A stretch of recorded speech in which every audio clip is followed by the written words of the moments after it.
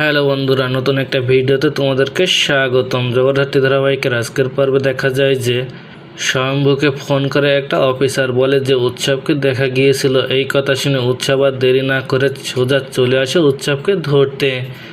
এই কথা শুনে স্বয়ম্ভু আর দেরি না করে সোজা চলে আসে উৎসবকে ধরতে, আর দুর্গাও আসে।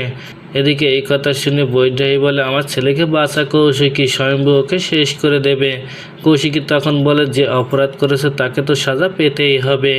এদিকে উৎসব পালাতে গেলে সেখানে চলে আসে দুর্গা আর বলে, খুড়োমশাই আর পালাতে পারবে না, আমার হাত অনেক শক্ত। স্বয়ম্ভু এসে উৎসবকে থাপ্পড় মেরে অফিসারদেরকে নিয়ে যেতে বলে, আর ডিপার্টমেন্টে এসে দেখে যে তাদের স্যার সাবুদা রয়েছে, আর রয়েছে দিব্যা। যে করে হোক আজ দিনের মধ্যে বেল পেয়ে যাবে। যদি সলিড কোনো প্রমাণ দেখাতে না পারে তাহলে তোমার চাকরিও চলে যেতে পারে। আর তখন সেখানে চলে আসে দুর্গা, আর দুর্গাকে দেখে চমকটে সাবুদা মনে করে জগদ্ধাত্রী।